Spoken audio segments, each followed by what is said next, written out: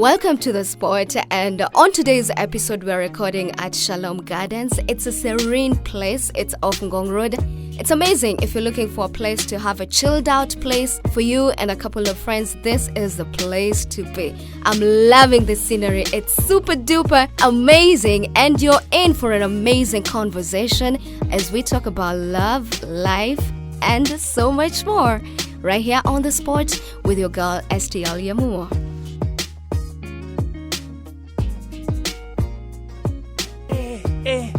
Cause you are deadly, shapely, sexy, especially when you move around to the sound. You come around eventually.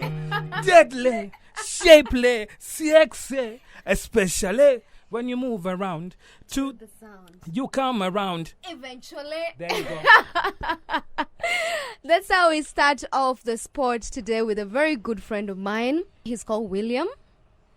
And before we even get to know him a little bit more, I'd like you to describe where we are. How does it feel like? Man, so this feels like the sight of a music video, eh? So, but it's nice. It's nice, lush and green. The sun is out. Benches. It's like Central Park in New York. You know, back in New York, we have something similar to this. So this is really cool. Back in New York? Back in New York, girl. Back in New York. So yeah, it feels like we're in New York recording the Sport podcast, and I'm with William. How do people describe you? Funny. Always telling stories. I think wise. Maybe 3 of them. But very talkative. I talk a lot. I think a lot. And I just love people, man. I just love people and being alive. And I love the fact that you're a very positive energy kind of person. Do you always feel like that? Mostly, I mean, every day above the ground is a good day. So you gotta be positive, man. Apart from Corona positive, you gotta be positive. Yeah, and today we're talking about so many things, including love, definitely, and heartbreaks and fatherhood. You're not a father yet. Yeah, but I've experienced a bit through my dad, right? Yeah. So yeah. Growing up, what kind of a child were you, and how was it growing up around your folks? I was a smart child. So I was regularly top of my class. I was regularly, in fact, like I was born and brought up in Nairobi. And I was a smart child. I'm a family of 3. Actually, 3 brothers. I don't know why people count themselves. I have 3 brothers and 2 sisters. Then plus me, that's 6. Okay. Right? So I have 1 who's older. And then I'm the second born. Then the rest are younger than me, clearly. Smart child. I mean, I think pretty much our entire family is smart people. And not in a braggish way, but we did well in school. So primary school, then I went to one of these national schools for high school, my dream school, and that was really cool. And then I went to the University of Nairobi. Okay. Yes, and I did a course which I don't use anymore. Yeah, or hardly use anymore. But at least watu wakiambiwa wasimame wenye wako na degrees, you'll be among them. So Yeah, but as my namesake Willie Paul says, mbinguni hakuna degree. So mbinguni hakuna degree. hey, malaika hawana degree. But that sounds like a very it sounds like a song that came from a very heartful kind of point. Yeah, but pose ni pose. Heshimu pose. So he's talented. That's good enough. Now, what was your relationship with your dad growing up? Oh, brilliant, man. My dad is my favorite human being. My dad is I don't know why people say that folks are their best friends. I don't know how. No, I don't know how you'd be best friends with your folks. I don't know. But he was my guardian. He was my protector. He was fountain of wisdom. My dad is a wise man. My dad provided for us. My dad taught me the value of hard work. My dad taught me to be kind to people. My dad taught me to respect people and be respectable as well. My dad taught me how to tie a tie, and I love that. It's for me, even teaching it to my younger brother, and hopefully one day to my sons, and my daughters as well. It's one of those things I really, really, every time I tie a tie, I see my dad. I remember my dad teaching me how to tie a tie. And I mean, he was brilliant, man. I really just love my dad. He was very chilled also. Dad loved football, still does. So I mean, we always had good conversations. Like all Kenyan dads, he loved politics as well. So we'd always talk about politics as well. Yeah, he's a good man. I love him. So other than him teaching you how to tie a tie, what other notable thing do you remember, and also maybe a very impactful conversation that you had with him in your life? My dad taught me how to respect people. And regardless of your status in society or your stature, wherever you may be, he taught me how to respect people. Whether you're the cook in a school, whether you're the canteen owner, whether you're the CEO of a company, Fortune 500 or whatever, everyone deserves respect. There's a quote I've been seeing online a lot saying, a person's a person, no matter how small. That's my dad. That's my dad. Everyone is a person, so treat them well. Okay. And a notable conversation that you had with him that still, is very impactful to you up until today? Oh, when I told my dad I was leaving the house when I was moving out, I was in my early 20s. And I remember my dad told me, please note that you've not been kicked out of this house. You're moving out of your own volition. Therefore, two things. One, this house is always going to be open to you. If life goes and it becomes rough, you always have a wide open door here. So I really, really love that. The second thing my dad did, which I found very brilliant and very dad-like of him, is the most generous human being I know. My dad told me, take anything you want in this house. Anything, whether you want the cooker, whether you want the seats, whether you want whatever you want, take it and go. Me just being me and my pride, I took my bed. And that's it. That's it. So I started life from scratch. Yet I had the opportunity to start with everything I wanted, But I think when you're early 20s, sometimes you want to make your own man and be yourself and show guys that you can make it by yourself. Yeah, but I remember that conversation when I was leaving. He really, really gave me and he told me, you'll do well. He really affirmed me, and my dad he really affirms me and he really believes in me. Growing up, did you have any doubts about, or maybe insecurities that your dad changed your perspective on them? I don't have insecurity. I was just scared of my mom. I was really scared of my mom. But my dad shielded me. He shielded me several times. And I'd get into trouble. And then if my dad hears about it first, there's a time I beat someone. And I'm not a violent guy, but I was a child. I beat the child. He lost his 2 front teeth. And I knew if my mom finds out, this is gonna calligraph, kupanga mazishi. I'm gone, But my dad found out, and he sat me down and he lectured me on it. Not even lectured. I feel like he talked to me through what's going on. Why did you do such a thing? And then we never told my mom. So I feel like my dad really protected me from my mom. My biggest insecurity was my mother. My mom was after my life. Now, we always remember our first time. The first time that we did, we went to school. We had our first job. We made our first ugali. Do you remember that time? How is it? And what was your dad's reaction? So let me say my dad has been there for a lot of my fasts. He's a busy man. He travels a lot. But he's been there for a lot of my fasts. So even just examples we've given about going to school, dad was there. When going to my job, in fact, I need to say when I got my first job, I was paid a salary, but my dad would still give me money for bus fare, which is ridiculous, but he's just my dad, And I cook very well. Let me just say this, I cook very well. So all the single ladies, I cook very well.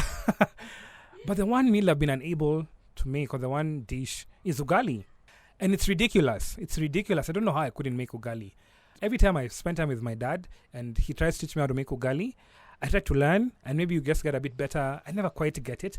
But my dad is the most patient guy. He's very patient with me.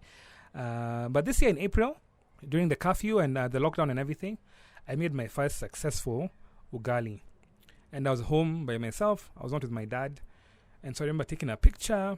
It looked good, And I sent it to him, and my dad called me, and my dad was so proud. You'd have thought, sasa nimepikia Obama or someone. He was so proud, Or you've just made an incredible invention to the world. Oh, yeah. Or I've come up with the cure of COVID. Yeah. I just made ugali. And it was nice, and it was properly, not too soft, not too tough. It had the nice shape. A bit rough on the edges still. But my dad was like, William, this ugali will take you places. So also my dad really just exaggerates. Yeah. Let me tell you, even if you want, in fact, what I need to do is get you the people at Serena Hotel. They should employ you now because you have ugali making skills that are world class, And I mean, I was just calling my dad, telling him, hey, dad, I actually made ugali, you know. But my dad is such a huge supporter. Anything that his children do, all 6 of us, he really just blows it out of proportion, you know. I remember when my younger sister made an egg. An egg! Hey! My dad was like, kama si mayai yake sitaki mayai mtu mwingine. Hata when you go to a hotel, he doesn't want to eat eggs. He'll eat eggs at home because of my sister, and like just an egg.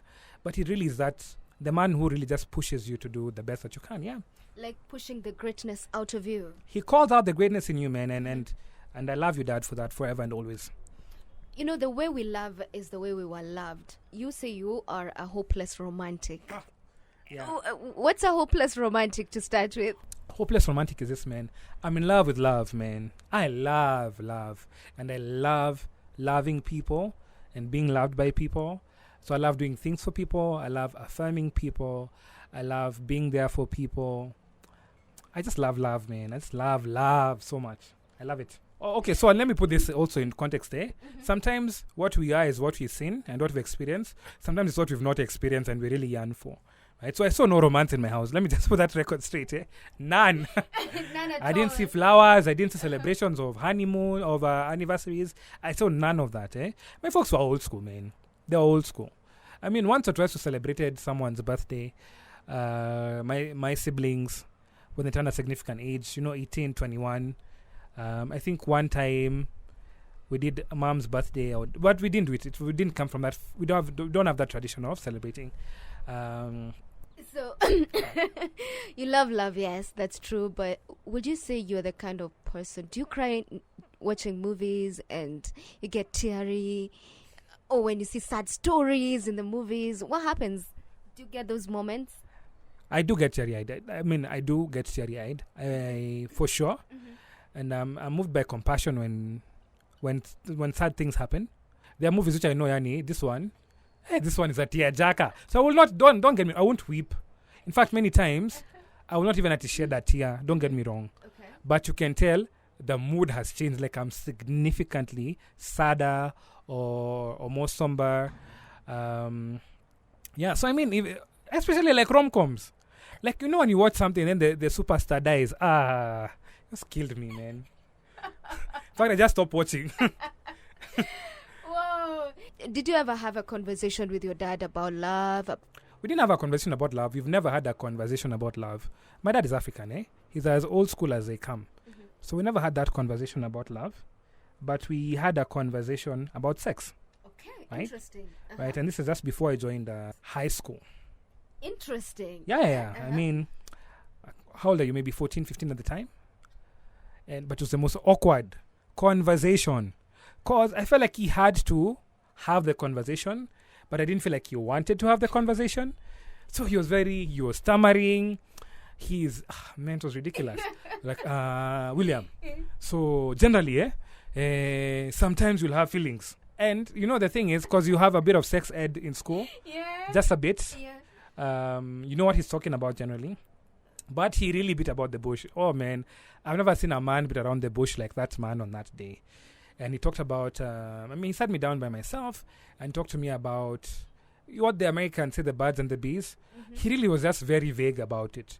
Says, so, I don't want to hear anyone is pregnant. Sometimes things happen, people get pregnant. So unless, William, you'd say, this is the person I'm getting married to, and you're already married, I don't want to hear pregnancy. And that's it. That's the relationship, love, sex talk we've had with my dad. That was it, man. It was all of like 4 minutes long. So by that time, did you have a girlfriend or... Oh, okay. No. I was very, very book-oriented. In fact, let me tell you, the first girls who came to distract me came when I was in Form 3. Right? Some Kale girl. Hey! Let me tell you, they're beautiful girls and then they are Kale girls. Hey! Kale girls are hot. Yeah, so a Kale girl came to distract me and my life and my trajectory to become the next Ben Carson. But that was in Form 3. Okay, so... So I remember reading Ben Carson. The book was called... there was Think Big and there was Gifted Hands. Gifted Hands. Yep.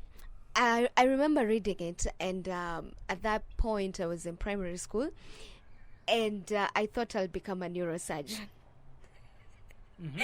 When you read Gifted Hands and Think Big, what impact did they have in you? I read the books in primary school. I honestly thought I was going to become a doctor. In fact, all my friends just called me Daktari, you know. I didn't think I was going to become a neurosurgeon for sure. Yeah. I wanted to become a cardiologist. So, I mean, by far, and I mean, everyone needs to read Ben Carson. It gives you, it's like the audacity of hope. It's like Obama's book, that you can come from nothing and become great. Yeah. I love that Ben Carson story. I hate that he's a Republican, but I like his story. Okay, I like the story too. Unfortunately, by the time I think nilikuwa Form 2, I realized me and biology and anything to do with medicine, worlds apart. Yeah, well, fancy actually dropped biology as well.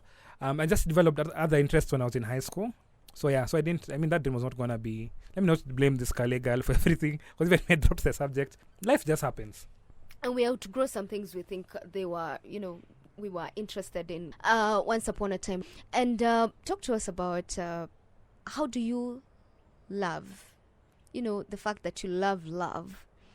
I mean, you don't want to break anyone's heart, but then nothing lasts forever. And well, Kanye West says diamonds are forever, so diamonds do last forever. No, it's just the lifetime that we're here.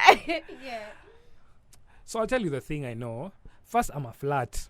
I know it for sure. Well, that's what I've been told it is. I didn't know what it sounded like or what it would be, but that's what it is. And but also I'm very keen to details. I think love is all about. They say the devil is in the details, but I think also the love is in the details, right?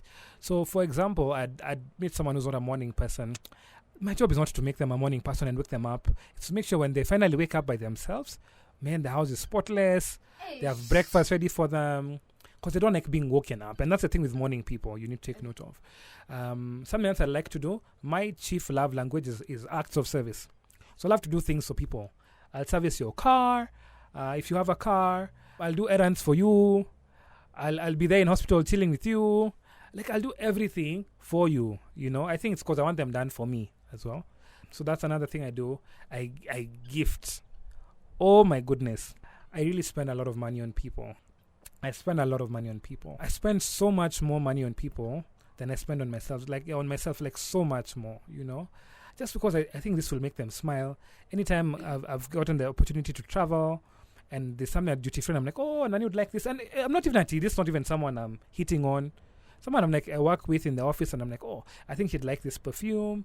Or I think she'd like this, I don't know what else to buy at the duty free shop. Or even for guys, man, I think Nani likes this whiskey. I can get him this bottle, I love gifting people. So how often do you flirt? You said you're a flirt. Yeah. I mean, I think it's just like being cute. You just don't. You're just cute. I don't think there's how often are you cute. You're just cute. So let's say you love appreciating God's creation more often than the ordinary person out there. Yeah, maybe actually, let me just correct myself. I don't think the word is flirt. Because flirt has a negative connotation to it, but I compliment a lot. I mean, if you look good, you look good, man. And I'm one to tell you look good. I hate it when people look good and no one tells them. Jua vile mademu jaribu, umetoka hao, kanywele, ka lip gloss, kajua na K, limuru, nini. And then no one tells you. Can you imagine? It's really upsetting, But even in a guy, I tell guys, if a guy has nice shoes, I'm like, hey, my guy, I really like your shoes, If a guy has a good watch, I really like watches. So if a guy has a nice watch, I'm like, hey, I like your watch. Tell people good things while they're here. Don't give... when you die, everyone's like, hey, William was so dope. Tell them when they're alive. William, you love doing nice things to people. And in return, you expect them to do the same thing for you. Yeah. But sometimes we don't always get that most of the time. Have you been in a situation whereby you've been really good to someone, but they just... you're like John Cena. They can't see you. Can I be honest? No, I wouldn't. Off the top of my mind, no. Maybe it's the way I'm wired. I actually think people do a lot for me. I don't know if I would say that I've expected something from them and they didn't do it. In fact, many times I am surprised. A few years ago, I traveled to the States, and then my girlfriend at the time traveled to Spain. But we're having domes, serious domes, and we're both away for like 2 weeks. Serious domes. So I'm in America. I'm in the East Coast, so New York. She's in Madrid. And we're both there for fun times, our own whatever things. She was going on but I was like a study trip or something. So we don't have a lot of money. We're very broke. And I remember, you have domes. And we have domes. And every time we try to talk, it gets worse. And I knew we were done. This girl, we're done. We're done. She's amazing. I mean, her name is Liz. I knew Liz and I, done, you know. So even when I'm in States and I'm doing some Kidogo shopping, I bought her nothing. I'm like, why am I buying someone something? And we're done, you know.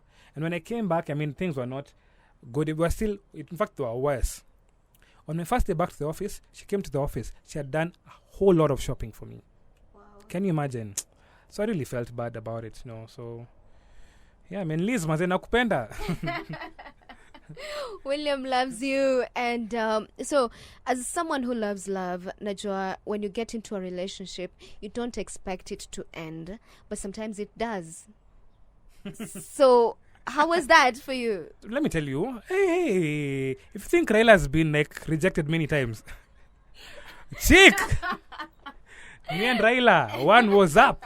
One was up group. Shout out to you, Rao. So let me just like run through this. The Kale girl left me. Okay. Then we got into a different relationship with a different girl, lovely girl, but she was going through her own family issues. She came from a broken home. She had things she needed to deal with, dad issues. So she was hurting. She was hurting me.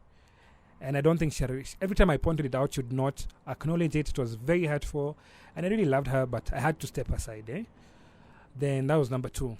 Then another chick came along that I worked with. And I knew this one, this one is the one. This one, Jehovah, my God. I knew Uyu Sasa. Perfection. Olive. Oh, man. Olive. So it's called Olivia. Like, you know, the Olivia Pope is a fixer in Scandal. So I felt like she had come to fix my life. Calling out the greatness in you. Man. This girl was brilliant. And, man, it just didn't work. I mean, she got someone else who made her happier. You know, the zingine wasema Nairobi na mchezo nyinyi. Someone has poured out his heart and everything. And I remember it was around the time when Sauti Sol's song Kuliko Jana had come out. And so I remember one day we were having a good conversation. But it happened so quick. One day we were having a good conversation at night, telling me how she can't picture her life without me. I'm the best thing that ever happened to her. And I was like, oh my God, I need money for Rurashio. I just need, for real. Yeah. I kid you not, I already started looking for a ring. Because we're going to propose for maybe like a month or 2. The next day, she's some random guy who appeared from her past, who loves her apparently, whom she loves. And she just said she wants us to be just friends, man. So I remember going home, putting on the radio, playing that song Kuliko Jana, and I really cried. I mean, that's the first and last time I ever cried. I cried, Let me tell you, I wept. Like my bed sheets were wet. My t-shirt, I was really upset about it because I felt like my wife had been snatched from me. And she was not my wife, you know, but it is what it is. And life goes on. At that point, did you like look back and think maybe you made her leave? Was it it's about me? She was what was going through your mind? I felt like I was not good enough. And let me tell you, I think the biggest insecurity I've battled with my whole adult life is the feeling of inadequacy. You know, am I good enough? And especially if someone leaves you, you feel like it's because you're not good enough. You know, and so that was really what was on my mind. Someone else was better than me. Someone else was, I don't know if more charming. I don't know if they're better looking. I don't know what it is. But I felt like I was not good enough. That's what was on my mind. Did you talk to anyone about it? Or, you just cried and, slept over and the next morning you were okay? I just cried. I drowned myself in work. Work is my escape. But you don't underestimate any crying and work. You will get of everything. I'm also an emotional person. But when I cried once, let me just be clear. That one day, not that it was a series of days, just that one day, and I cried for about a good hour. I cried, I got out of my system, and I thought to myself, I'm never crying for a woman again. Never. And I was not bitter. I mean, I was very bitter that day. But in a month, Chika was fine. I mean, now, we talk now. Her husband, I mean, she married the guy.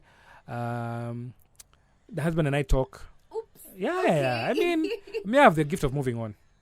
Okay, there's that gift, but also I must. Generally. I mean, at the end of the day, lazima to move on, because it's like being fired from your job. In as much as you love your job, you're good at it. You can't keep telling your boss that you're good. You need your job. You have to move on. I'm also a crier. I'm not a crier. I cried once. No, okay. Cried once. No, sometimes when I have something troubling me, I think I'll cry. But once I do that, I let go. Nisawa, it's okay to cry. I don't know why men are always like fighting. They don't want to say they cry. It's okay to cry. It's okay to let your emotions out. Yeah. Let me tell you what it felt like. I'm a fan of Leeds United, right? Okay. So Leeds just got qualified. Wait, you're not Liverpool fan? No. Why are you having a Liverpool jersey? Oh, it's because they won. It's because they won. Yeah. Right? But Leeds have been out of the Premier League for 16 years. 16 years. And we finally gotten back. So you can imagine all the pride and all the glory, and even Liverpool would relate to it. And then just when you've gotten it, it's taken away from you. You'd cry. You'd really, really cry. So that's why I cried, eh? I felt like something I'd worked. And I mean, I was with this girl for 2 years. I felt like something I'd worked hard for was coming to naught, and that hurt, man. What do you do with 2 years of your life that you're never going to get back? I'd seen it all with this girl. I'd seen kids. I'd seen us everywhere. I'd seen us traveling the world. I'd seen us, even arguing about the silliest of things. I'd seen us like decorating the house. And I know chicks just see this thing, eh? Yeah. Miko ni mwana wife. Mresh, Miko ni mwana wife. Nikajua. Uyu do everything. I'll tell you, she gave me the best birthday present ever. Right? It was not expensive. She sent me a box of food. That's it. And she was having a tough day at work. It was my birthday. Sent me a box. She just went home from her office. Went home quickly, made a box of food, got a rider, sent it to me. That's it. That's the best birthday gift I've ever got in my life. Wow. But just to take you back a little bit, when you say you had seen like a wife, kids, a home, everything, I remember that's what I saw when I dated the first guy I ever dated in my life. Kevo. Ako anaitwa Kevo though. Kevo ama Brayo, tunajua. None of that. But I didn't know that's something that men see as well. So does that happen every time you kick off a relationship? No. I mean, let me tell you. Let me give you a quick fact. When you're looking for a chick, you're looking for someone hot. Yeah. When you're looking for a chick, a girlfriend, you're looking for someone hot. Not even for yourself, it's for your boys. Like, hey, Mazule Mreshwa Willy. Anaweza. Ameti. Chick, when you're looking for a wife, you're looking for peace. That's what this girl was to me. She really was my peace. And that for me is everything. Hot people are everywhere. Peaceful people, they're few and far in between. And at this point, you need to subscribe. But also, I need to remind you that Willie, a.k.a. William, is single and searching. I don't know. We'll see about the searching, but single for sure. I don't know about the searching, and I'll explain why in a bit.